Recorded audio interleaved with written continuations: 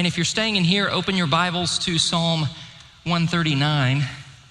I know it's a little warmer today. That's because the lightning storm last night has obviously affected our ability to cool this room. But that's okay. A lot of you find it to be very cold on most other Sundays. So we'll just be a little bit warmer today, I suppose.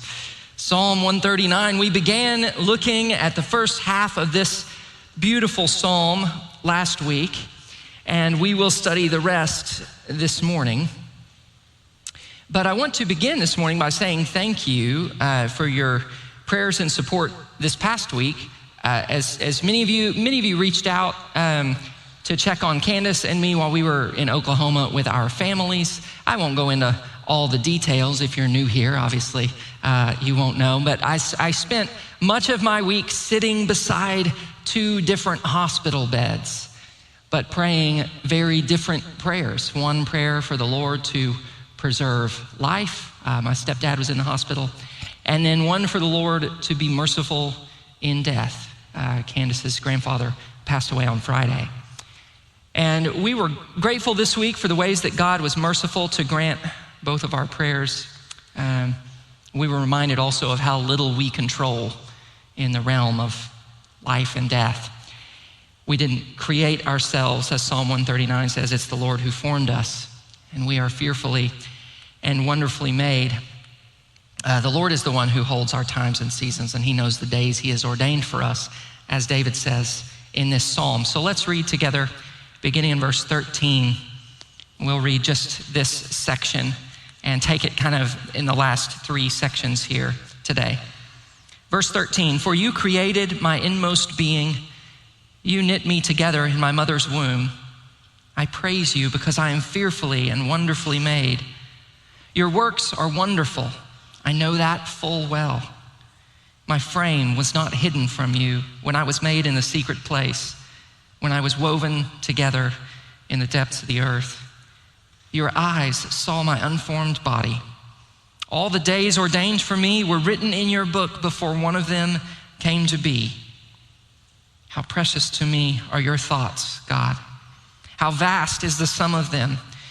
Were I to count them, they would outnumber the grains of sand. When I awake, I am still with you. There's a painting that hangs in the Boston Museum of Fine Art, and it's by the French painter Gauguin. And even though I know very little about art history or art interpretation or art anything for that matter, this particular painting is helpful for art novices like me, maybe you as well, because Gauguin wrote three questions in the corner of the painting. So the questions are in French, but the painting itself contains all these different seasons of this woman's life. It seems like it's scenes from the life of a girl and shows her at what seem to be different ages and stages of her life. And the questions in the corner, written in French, ask these things. Where do we come from? What are we? Where are we going? And it was painted in 1897, but it poses questions that we're still trying to figure out. Who am I? Who are we? After all, in the painting itself, which scene from the girl's life captures the real her? Is her true identity as the child? Is her true identity as the old woman or the mother? Does your true self keep shifting according to your experiences or your age, your relationships, your preferences? You are in some ways a different person than you were 10, 20, 30 years ago, 40, 50, 60 years ago. Does that mean you're really a different person? Which one was the real you? What's your identity? Are you responsible for making yourself who you are? responsible for self-determining your identity so that your identity depends on your own self-perception or self-determination, which is always changing. How you answer the question, who am I, is a matter of profound importance. I've been faced with this question recently. I've been thinking about my own identity because this is the last Sunday in the pulpit for me for a while. Many of you know that I'll be away on sabbatical this summer. And if you're new this morning or you're visiting and this is a surprise, then you should know you're visiting a church that cares very much for its pastoral staff. And after 6 years of service, pastoral staff members are encouraged to take a time of sabbatical for spiritual renewal and rest. So during the summer, some very wonderful preachers will fill the pulpit here. I'm actually jealous. I won't be able to listen. Some of my favorite people will be preaching. But I want to say it's an honor to serve as your pastor. You've made it a joy, and I'm already excited about the ministry that we've planned for the fall. So I'm deeply grateful for this time. But it was not the last week that I had planned, not the last week that I had imagined. My last week in the office, I didn't imagine it would look like this past week, before I left for sabbatical. I thought I'd have all my ducks in a row, and I told the staff that it's like a tornado came through and blew all my ducks to smithereens. So I was left thinking, have I left things undone? Are there loose ends still to tie up? I'm told that if there are loose ends, we actually have some other good people, fine people who are good at tying also the loose ends. But that means I've been reflecting on what it looks like to step away from my office and my email and my schedule and the pulpit and remember who I am apart from all of those other things. My own identity is bound up with being a pastor in many ways, you can imagine. My brother's a musician in Nashville, actually, and we joke about how we make our living taking the stage every weekend, but in very different venues, okay? He plays downtown in Nashville. They are bars, right? Bars, honky tonks. This is where he plays and entertains people. We were talking this week while I was in Oklahoma, and he said, yes, we both take the stage, but there's a key difference because what he does each weekend, as he explained it, is about a performance. And the people that he's entertaining know that it's a performance. That is, no one expects that by watching the performance that they have come to know him as the person. Whereas for me, the goal is not performance, right? But genuine and authentic presence to offer people my own self with genuine compassion and out of a real spiritual connection to Jesus Christ, so that it is a true requirement of my job to maintain an inner life of prayer and connection to Jesus for the sake of ministry to other people. But therein lies the danger as well, doesn't it? At what point is reading scripture more for a message than for a meal, so to speak? At what point is my communion with God overtaken by the obligation to create spiritual content for others? Who am I? My identity is not these things. Psalm 139 reminds me, I was not first a pastor. I was not first a preacher. I was formed and known by God long before any of that. By the God who saw me because he knit me together in my mother's womb, long before I had done anything of value, long before I had produced anything helpful for people. And in response to the question, who am I? Psalm 139 speaks with this gentle but profound authority. And it declares that your identity and my identity, our identity, is not defined by our roles, is not defined by our feelings. It's not even defined by our self-awareness. Who we are did not begin with our career or our productivity or our own self-perception. Our identity is not what we make it to be. It began with the one who formed us in the womb, who bears witness to who we really are. We are not self-made creatures. We are God-known creatures. And our identity at its core is bestowed, given. It's not constructed. There is no one more qualified to tell us who we are than the one who formed our inmost being, than the one who's familiar with all our ways and who holds the days of our lives in his book. Even before you were born, you were known and loved by the God who made you, the God who considers you in his thoughts, as David talks about. Our true identity, not defined by our roles, our feelings, or our self-perception. Our identity is bestowed by the God who formed us, knows us completely, and calls us to live in relationship with him. I think one of the primary struggles in life is that we often think we know who we are better than God does. We believe we understand what we need. We probably think we understand what will make us happy. We probably think that we understand what path we should walk. We live as if our self-perception is more accurate than God's. We believe we know ourselves best, so we think we know what's best for ourselves. And at first glance, that might seem appealing to say, I know who I am. I know me best, so I know what's best for me. And I'll pursue it on my own terms.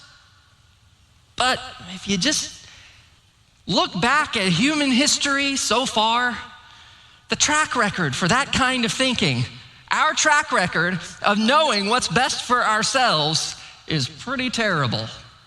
It's a pretty dismal track record. Does humanity really know what's best for itself? Doesn't look like it. Not all the time. When we pursue what seems best, apart from God, we usually end up disoriented, confused, empty. We make ourselves the center of the story and discover how fragile and small a story that is. But what if we don't know what's best for us? These seniors here are making decisions. Seniors, you have a change of life coming. You're making some decisions, coming into a time where you'll have to determine some things. You'll have to answer the big questions in life. And can either receive your identity from others. You can receive your identity from what the world tells you are. You can create your identity based on what you think is best, even. Or you can receive your identity through relationship with God. But be aware of the implications. If you receive your identity from others or try to construct it yourself, you'll never be free from comparison. You'll never be free from that. You will always measure yourself against others to determine your own significance. That's true of any of us. You start to build your own identity, and pretty soon you're just measuring your significance based on comparison with other people. You'll measure your success or by measuring it against other people's success or your failure. Your worth will then be tied to success, and when failure comes, it will devastate. This is for any of us. If you create your own identity based on your performance, your achievements, your status, you will have to depend on the praise and affirmation of others in order to know your worth. It's not just for seniors. And when the things that we built our identity on crumble, you'll struggle to defend it, to preserve it, to save your identity. Ask me how I know. You'll have to constantly manage and create the image of who you are. You'll probably end up running someone else's race, being judged according to the gifts of others, and for no purpose other than trying to build your own self. But our purpose is more than that. Our purpose can't just be to construct our own identity. It's too small, it will never satisfy, and God has called and gifted each of us for part of his story. He's gifted us, all of us, in particular ways to run the race that is marked out for us, the writer of Hebrews says, the race marked out for you, not someone else's race, not your brother's race, not your sister's race, not your father's race or your mother's race or whatever, anyone else's. You will give an account to God for how you have leveraged and used the gifts and abilities and personality and talents that God has given to you. God will not ask me, well, why couldn't you play the guitar like your brother? Why couldn't you be better at this or more like that person over there? No, don't run your race in a lane that was never meant for you. Don't copy someone else's pace. Often we judge ourselves by the assignment that God has given someone else. We compare to someone else and we think, well, I can't do that. But God never expects you to succeed at someone else's calling because they had different gifts.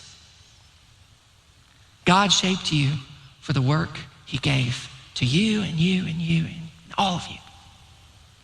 Not for the work he gave to them or them or them. Sometimes we look at someone else's impact, someone else's success, and we feel inadequate, but you're not. You're fearfully and wonderfully made. You're not inadequate. You're just not them. You're you. And you're not meant to be them. You're meant to be you, the way God made you. God formed and made you to be you. God's not gonna hold me accountable for walking a path that requires gifts he gave to other people. He's gonna hold me accountable for walking the path he gave to me. David says in verse 16, your eyes saw my unformed body. All the days ordained for me were written in your book before one of them came to be. In other words, God knows what's coming. We don't have access to the future, but God does. Every decision we make is based on limited information because we don't know all the variables. God knows all of those things. And he knows how he formed us, which means, look at the next verse. How precious to me are your thoughts, God. They are precious. Well, I should want to know what God thinks about me because he knows my future. He knows my gifts. He knows my abilities and personality. He formed me and knit me together. So of course, I want to know what he thinks about my life. God's thoughts would become precious to me if I really believed God knows all of it. He knows how I am meant to be me. He knows all the days ordained for me. I'd be foolish not to consult God's wisdom for my decisions or to guide me in my life. God's wisdom becomes precious because he knows me best and he knows what's best for me. And then look at the beauty of the next verse. It says, how vast is the sum of them, were I to count them, they would outnumber the grains of sand. When I awake, I am still with you. When I awake. Let me ask you, are you aware of very much in the moment that you first wake up in the morning? Are you aware of how much time has passed? No, you're not, because sometimes you wake up and it's 3 a.m. and it's not time to get up yet, or you wake up and it's 9 a.m. and you're like, oh no, I needed to get up at 7. You were not aware of that. You have been unconscious, hopefully for most of the night, unless you don't sleep well and then you've been unconscious for part of the night. But the point is, when you awake, this is when you have been unconscious, at your most vulnerable, unaware, inactive, and God remains near. God never went to sleep. When you go to sleep wondering what tomorrow will bring, the first thing you awake to is God's presence still there. Nothing has changed. I don't know, it could be that David means when I awake after death, even then I'm still with you. He might mean that. In the same way that God formed me in the womb for my birth, so when I awake after death, he will be there with me in the resurrection. Could mean that. But either way, your identity remains through sleep and through death because God bears witness to who you are even when you're not aware of anything. Our true identity is grounded in the gaze of God upon us and what he sees. It's not our roles, our feelings, our self-perception. It's bestowed by the God who knows us and loves us completely. But then I want you to notice how jarring the next verse is. This is kind of weird, really. Psalms are weird sometimes. Verse 19. If only you, God, would slay the wicked. That took a turn, didn't it? Away from me, you who are bloodthirsty. They speak of you with evil intent. Your adversaries misuse your name. Do I not hate those who hate you, Lord, and abhor those who are in rebellion against you? I have nothing but hatred for them. I count them my enemies. We don't know what David was going through during this season, but it seems jarring to move from God's intimate presence and knowledge into this section. But I wonder, though, if the personal nature of the psalm is precisely what leads David to this. This psalm is intensely personal. You formed me, God. You knit me together. You know me. You searched me. And part of what this means is that sin looks different to David. It's not abstract. Those who are bloodthirsty, violent, speak against God with evil intent, misuse God's name, pervert God's justice. Those who hate God, who rebel against him. That's who David is. David is looking on sin and rebellion, not just in an abstract or legal sense, but as a personal offense against the God who made us and loves us. And David takes it personally. Do I not hate those who hate you, Lord? Notice that he's not trying to seek personal vengeance. He's coming to God and saying, what about your justice and holiness, God? Because of his personal relationship with God, sin is not just breaking the rules. It's hatred towards the one who loves us best. And the statement about hating those who hate God is about longing for God's justice. It doesn't nullify or contradict Jesus' command to us that when we are mistreated or when we are persecuted personally, Jesus says that we should show love to our personal enemies, to those who mistreat us. But personal forgiveness does not preclude longing for God's justice. Those aren't mutually exclusive. And in any case, David ends with a prayer for God to search his own heart. He's not being hypocritical. He's asking God at the end to judge his own thoughts. Look at this prayer. In verse 23, he says, search me, God, and know my heart. Test me and know my anxious thoughts. See if there is any offensive way in me and lead me in the way everlasting. At the end of the psalm is simply this striking and beautiful prayer. Search me, God, know my heart. But think about that. Doesn't God already know David's heart? Well, sure he does. So how could David pray this prayer after saying over and over how God knows every thought? He knows when I sit and when I rise. He knows a word before it's even on my tongue. He knows all my deeds. So why would he pray, know my heart? Because this is not about God knowing something about David. This is about David knowing something about David. And this is where we come full circle back to the question, who am I? How do you come to know who you truly are? David says, know me, search me, God. He's asking God to reveal to him something about himself, so that in relationship with God, David learns who he is. That's how you know who you truly are. You walk in relationship with God, and over time, God will reveal to you truth, awareness, identity, and you will find who you are by knowing God more and more. Because if God knows who you are better than you do, I think that means that you can't know who you are apart from God. You have to pray, God, show me, know me, search me, show me any offensive way in me, lead me in the way everlasting, like David prays. That's precisely how David approaches knowing himself. God, you made me, you search me, know me. You made me to discover who I am by knowing you and trusting you.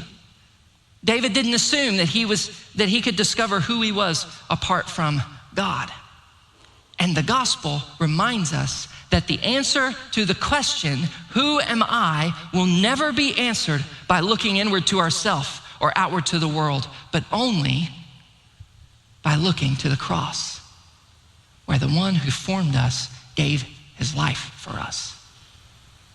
The cross shows us that we are both desperately sinful and in need of rescue, and also profoundly loved at the same time.